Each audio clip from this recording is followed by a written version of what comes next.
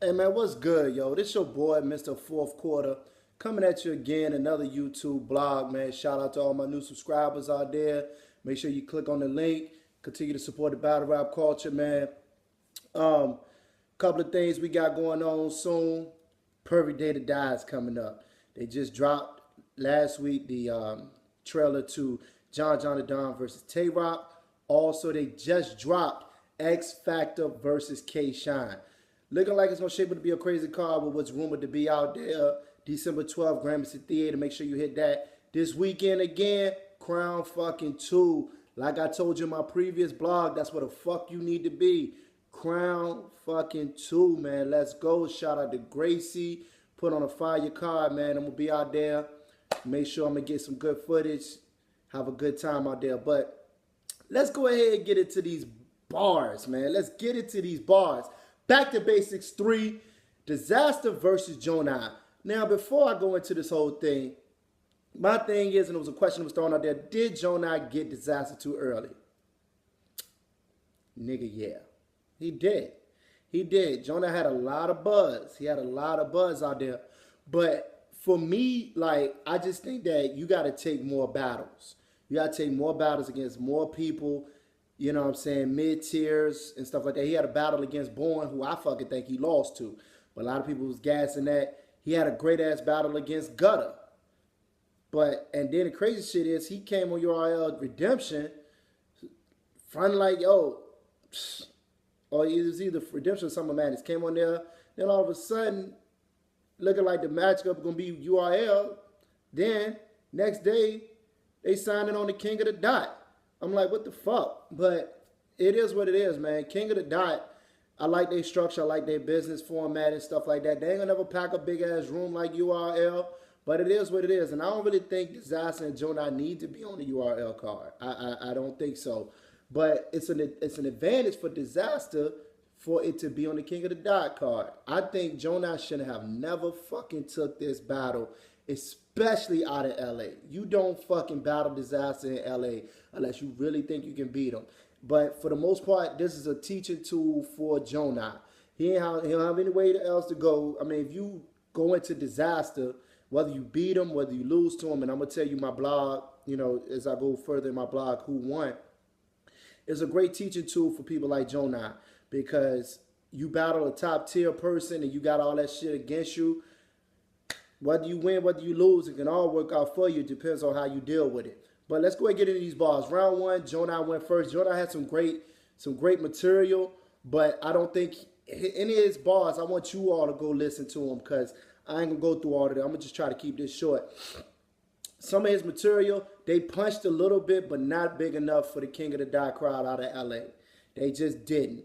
And then Dizaster comes up next. And Dizaster comes out with some great aggression. And he does what Dizaster do. You know what I'm saying? Making jokes, throwing rebuttals, punchlines here and there, Maltese, things like that. And that's just what Dizaster do. So I went ahead and gave that round to Dizaster. I think he edged it a little bit because Gjonaj could have really pushed that one out if he came with something better.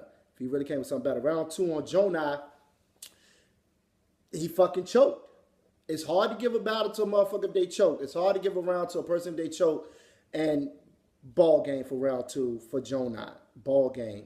And then Dizaster comes back. He just straight up joked Gjonaj. He straight up joked Gjonaj, joked him, joked his peoples and everything. But the crazy thing was, they cut his time, and then Dizaster started getting into his shit, man. And that's the only problem I have with Dizaster.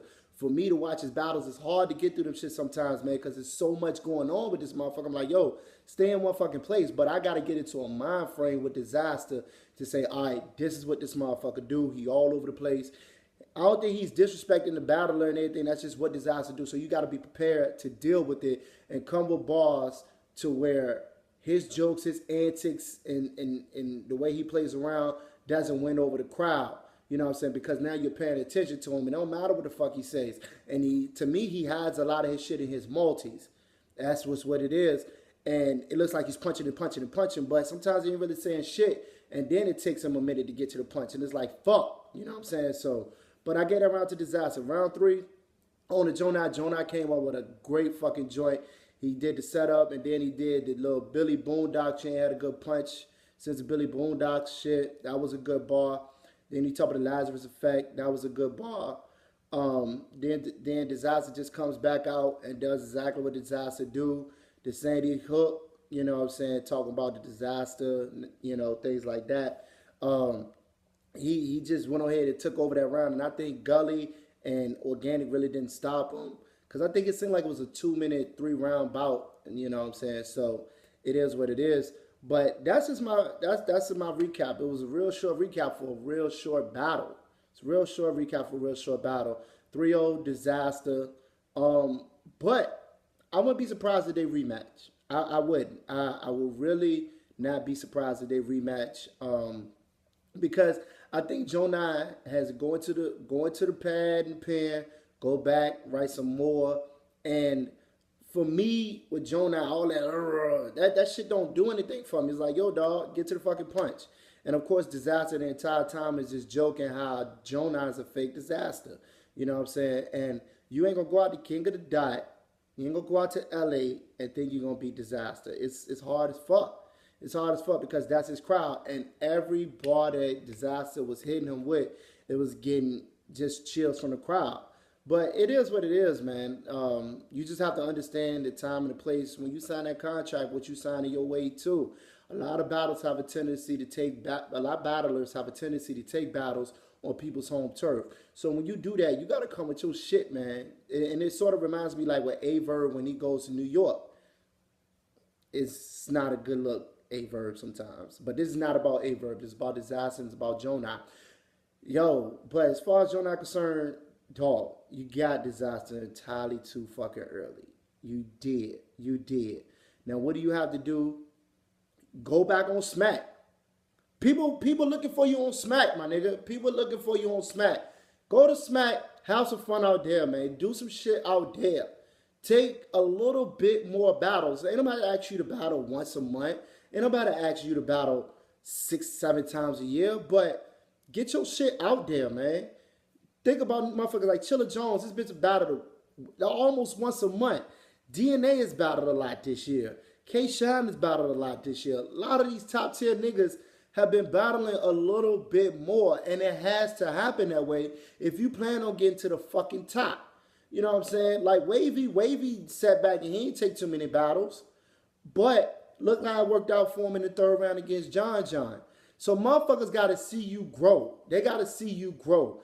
Chilla Jones is a prime example for me. Motherfucker got to see you grow. And if they don't see you grow, dog, they ain't going to fuck with you. This battle rap culture, man, they got a short attention span. And they bipolar as fuck. And they will get rid of you and won't give a damn about you. So right now, you took this battle thinking you was going to do something and it didn't work out for you, cuz. It didn't, man. Shit don't work like that. It don't, man. So my message is, Gjonaj, take a little bit more battles, my nigga. Be conscious of the battles that you take, my nigga. You got bars, my nigga. But damn, be real about the battles you taking. You ain't that fucking great yet. That's just me being honest. But look, man, y'all let me know what y'all think about this this blog. Drop some shit down in the description box and everything. I'm going to keep on coming at you. And like I said, I'm going to come back with the recap for Crown 2. Guerrilla Warfare goes down this weekend, November 21st. Chi-Town, baby. Hey, I'm looking to have a good-ass time out there. Get at me, Mr. Fourth Quarter, another YouTube blog. Stand the fuck up. Peace.